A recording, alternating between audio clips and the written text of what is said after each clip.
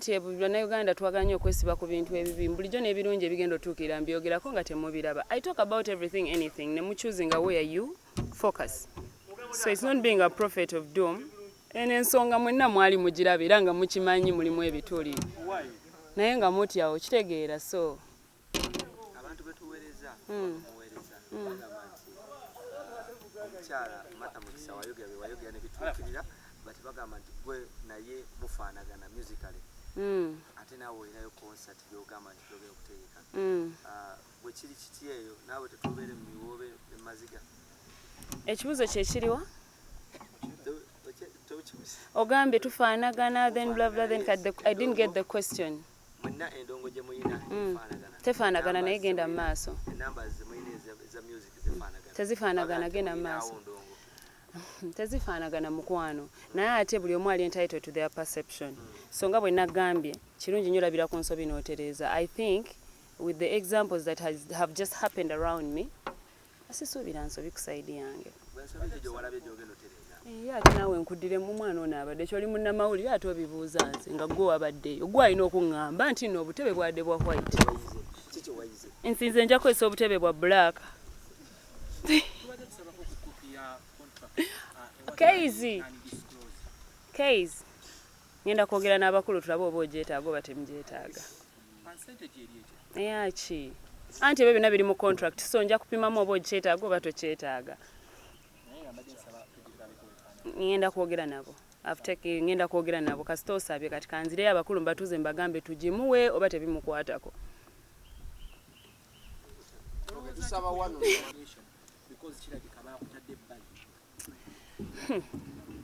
I have a management. With any information that is going to come from UWQ, UPC, UQZ, what, they can always contact my management. And if they want me involved, nebogera ni Kama oba nebogera ni Arafat, they'll let me know whether we need to be part or not. Ekyo nekitegeeza ki? Nti Kenzo siye manager wange, Kenzo siye Kama, Kenzo siye Araf.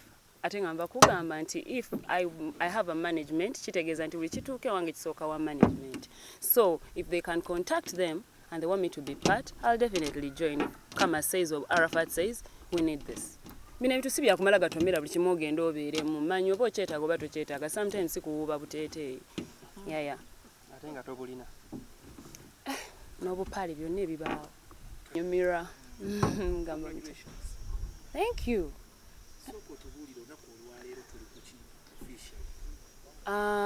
Kapa officially yesterday switching from tough music to Kama Ivan management stroke baddest ya Arafat. Yeah. Kyekiriwo mu ddiiro. Well, kakati kandabe ntandikirewa. This very year, is it this very year? Omanyi neerabira mangu nafuna accident. So mu kufuna accident, nafuna ebyantuukako naye ne manager yafuna ebyamutuukako. So nzize nga nkyogera mu media nti manager accident yamuleka glasses mu kifuba. So ekyo kitegeeza nti he needs a lot of time to heal, yeetaaga space. Okitegeera so time etuuse nga health esinga omulimu. Okitegeera so he recommended Kama Ivan management nangamba banno be bagenda okusobola baganda bange bajja kusobola ate basobola nnyo. So that is how the deal came about. So I'm working now officially with Kama management. Ayagala Kapa mucha business kyonna. Kama Ivan Arafati baddest. Awo wetuli.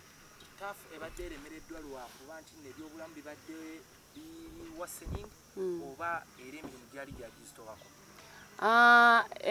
Bw'ogamba bw'otyo mba sikutegeera because it's because of Tough that I am here.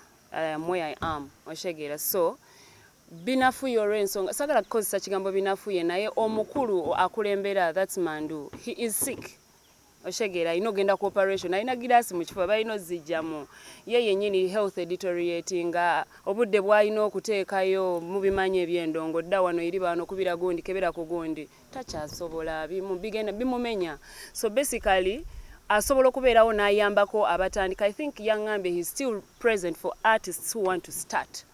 Nti gweyagala kutandika nyambako branding nyambako tereza ano nyambako tereza wali naye bino ebya long run tusayininga emyaka 5-10 I don't think TAF is still in the same position to do that, because CEO health wise tasobola bintu bya long tachasobola bintu bya long run. So that is what is happening. And so I am crossing to work with this other bigger management to give him space to heal, and they probably pursue something else. I'm not sure. Yeah. Kati ebyo katubireke bibere personal. Yeah, we discussed it and finding how to work out and how to deal with everything. So just chindekere. Oba transfer ngawula babazanyinji bakubuzo okuva yona gye wavudde onna ne bakukulira mukubanga ne wano wetuli mandu waali. Ekibuuzo kyombuuza kifaanagana ne kyosoosa okumbuuza era ogezaako kunzizisaamu ansa gye nva okuddamu. So it's not what you're calling it, it is what I have told you. It's all of it is about the health. Contract ene efaanana etya ya Kama Ivan Soko Baddest? Contract yange ennyumira era yannyumidde era najagadde era ngenda gitambulirako tugikole gwofaaki ne contract yange. Gwerinda ndongo mpozi ne information gye nkuwadde nti weetaaga Kapa ow'okkubira omutegedde. That is Kama Ivan. Information yonna the details. Anti kyenvudde nkugamba nti nze yange eri fine. It is fine. I signed what I understand and what I'm ready to work with. Yeah, nze simanyi bwe basayininga abaana abo nenze bambugumyako nasomye ebintu byange nendaba nga mpitawo binkolera byonna nga it's comfortable to work with him. So I'm going to work. What is your main focus nga ogenze mba Baddest ne wa Kama Ivan? This is a business. It's a business tuli mukola. So if I am switching from here to here, it means that njagala endongo yeeyongereyo saagala chikomewe kiina koma saagala chikome wano because Mandu is not okay. No, it has to go ahead. And so yenyini ya advising ananga, you know what Kapa, I think I'm going to talk to my brother Kama. Akusobola bulungi amanya agalina, he's so good with management. Ojja kusobola okola ne Kama naye nze sikyasobola bintu bya long run. Oshegera nkutadde wenkutadde, you know now you're strong enough. As I was I can start somebody ne muyambako naagenda asimbula naye bino ebya beerawo katugobe endongo. It's no longer possible. Because ababiri bojoninze bombi falling out ne artists, different artists, and at the time ngane coach case chagenda maso Kama management. How are you going to deal with that pressure? Well, that is for Kama to deal with. It's not for mine to deal with. And me, pressure does not do anything on me. Pressure nkole kochi tewali. So that is for Kama to handle. That is for Arafati to handle. My business is to work. I've come to the group to work. Ekyange kyenzizo kola nkimanyi nawe wekino yitandabyewo era manyo. Ebisigadde binkwatirako ki. Ojoining is a brand what I call, it is very unsober. Ono biragalagala tebategana. Ogenda kikwasaganya otya? Brand that is managing you. It is a cocktail of drugs. Katulinde tulabe cocktail kyenaleeta. Let's see what the cocktail will bring. The answer jensolo kuwa tutulinde sagamba ize sikolera nnyo kubyakusubiza nti mulinde tebali kino. No, sit home and wait for what is coming. Abamanyi bakimanyi. Eziriwa allegation, there are allegations everywhere about everything. So bwe baba babiragalagala bulamu bwabwe ye biragalagala ki ebiriwa enjaganga ki, because marijuana is legal nebikola biri legal. So simanyi kye mwogerako byonna biri legal. Tunalabireyo ekinaaba kizze naye nga kyemmanyi nti right now fenna tuli ku mulamwa. So tunalabireyo I'm here to work. I'm here for business. I'm sure you've heard about business and how businesses do act, or how people deal with businesses. Ekyo tekingana kutwala muntu mulungi kuba gwe wamutadde. If nze ngenda mufunamu gwe ng'ogenze, that's not my business. That's not my business at all. Oba kuba etteke mu kutu. Si tteke mu kutu. Mukwano nazze kola. I'm here to work. Ate mba siri mistaken abaami abo balina abantu baabwe tebalina. Ate era nange nina abantu bange. So I'm here to work. Kama Ivan management tumanye limu abayimbi nga Opa Fambo, Nisenre. Gwe mukyala alimu weka. Mu management eno mulimu Kapa kati na Nisenre bokka. Yeah.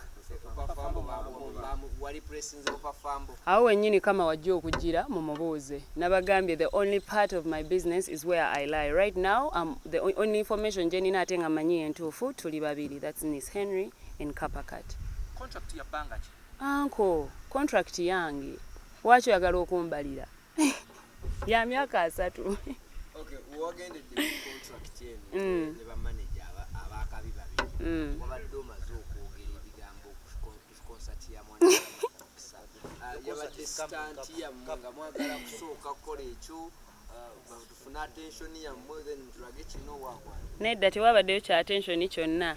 Nayogera amazima ageeyoleka ng'ensi eraba tekirina we kikwataganira na contract oba nawe ensayininze. It was just truth that everybody finally saw. But now you speak more than music. Oh. Oyogera statements zo ziri valid mawulire tuzitwala. But your words are louder than the music. Oh. Okay, buli omu ali entitled to their perception. You know, if that is how you perceive me, tugenderawo. Waliwo abantu abamu nga ye attention asinga jiwa byenjogera, omulala attention gasinga jiwa byennyimba, omulala attention gasinga jiwa kyenyambadde, omulala attention gasinga jiwa kyonna. So gwe yiyonda byeweeri era tusiima at least yogimpadde attention. Contract yena ani yakuyambyemu okuyisaamu amaaso kubanga abayimbi zeyayogera temwasoma obutasoma nammwe temwawukana. Nze saasoma? I went through my contract legally. Abanyambyeko babaddewo, my team, I have a lawyer. Bonna banyambyeko. Kyensobola bagamba this thing is valid and it's so legal and it's comfortable. Naye bagikutunuza mu contract gye tuddeko munaye tosobola kutaddiirwa eno. It's a good deal. Tuddeyo katono waliwo sawa zino. Are you happy? Nobody's ever happy. Nobody's happy for someone's failure.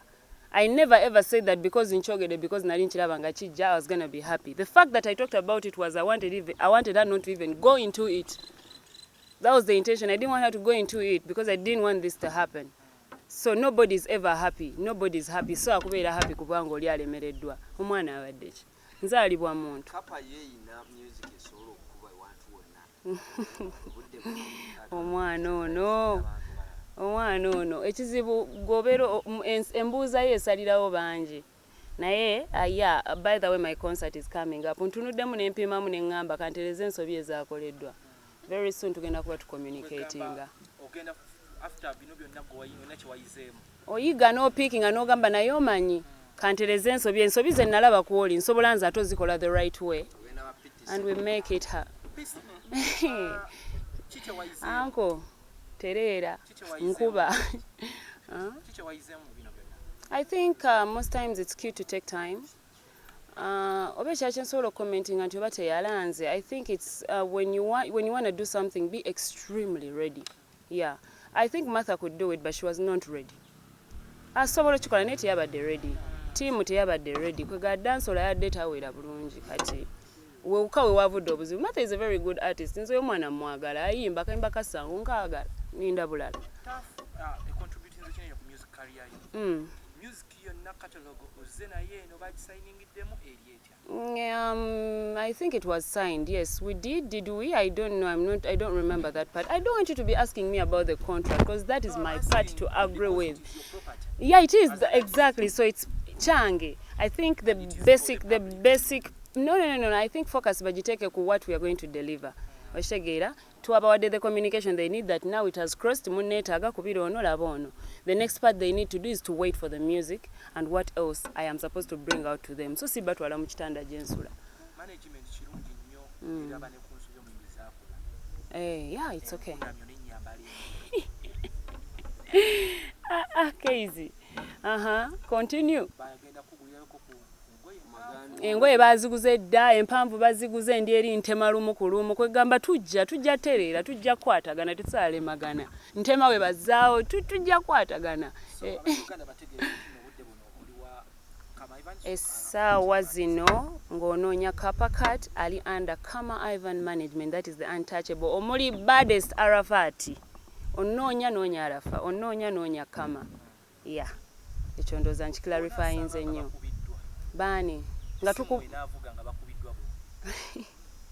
Crazy onumiriddwako by the way nkusiimye bambi onumiriddwako naye tofaayo business ejja kutambula bulungi.